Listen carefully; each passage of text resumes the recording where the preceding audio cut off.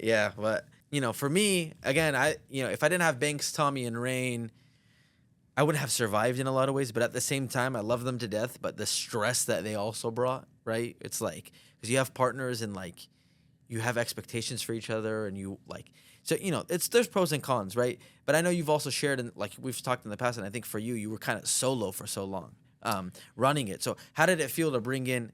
And I'm sure clearly they weren't running it, helping you run the company. But when you brought in Courage and Valk, right? Like, I'm sure it was nice to have somebody there with you. Jack, I mean, Ray and Jack were phenomenal. I mean, we lived in a house together, and even when I was going through all this with 100 Thieves and trying to figure out how I can get back to content full time, Jack always picked up the phone. I mean, bro, even this was while after Gracie was delivered. Yeah, we were in the hospital for 4 days. I had to go charge the car because driving a Tesla at the time. While Gracie was napping and my wife was asleep, I went to charge the car down the street and was talking to Jack about and that was not the only time that I talked to him. We had a lot of back and forth on it. So Jack is one of my closest friends, always had my back and would listen to me and give me raw, honest opinions.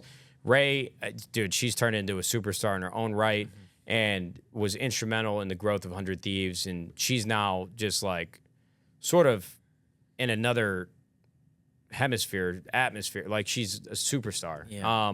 So it felt like great to have creators to lighten the load off of me trying to help the business succeed, but also like help carry the weight of content and just our presence on social media. So that was unbelievable. And some of the best decisions we ever made were bringing both of them on. So, I think you're very hard on yourself. I'm sure you did a way better job than you're making it sound. But two things I know of that you definitely had the lead in that I'm interested in hearing about are high ground. One is high ground. So yeah. High ground and juvie, right? The two kind of verticals that you've got into. I know 100 Thieves is no longer in juvie, I don't think, right? But I remember when I went to your guys' office, we went to the 100 Thieves office because, we maybe were thinking about a FaZe and 100 Thieves merger. We're just throw it out there real quick. But it was pretty crazy, right?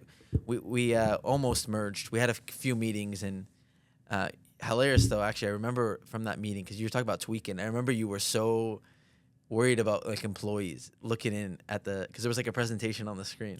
Well, we had things leak in the past. Okay. That had to come from employees. Okay. So it's not that I don't trust all of you there, but there was definitely some things that got through.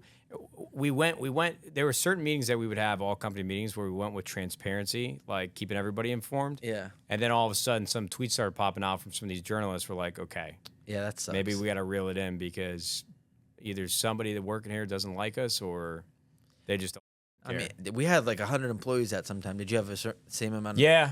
Okay. And I also think too, like if there was going to be an announcement that big, you got to kind of protect the privacy of it. For sure. Until it's ready to be shared with everybody. I just think it's funny because I remember you were like, I just remember that in the meeting.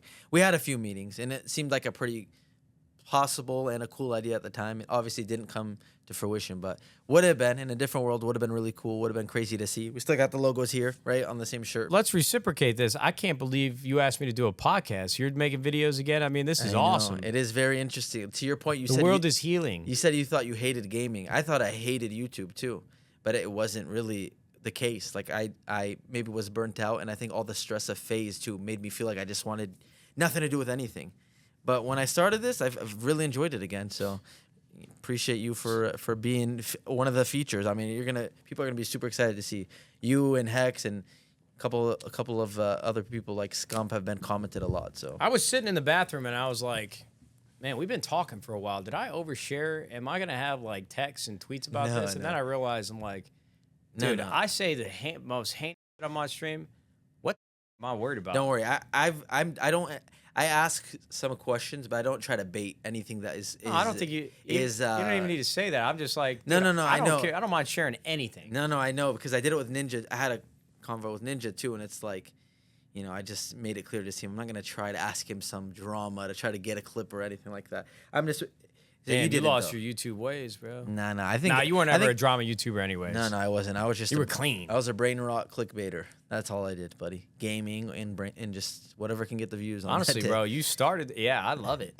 You guys were like the start of how to really gamify YouTube. You guys figured It was it out. fun, man.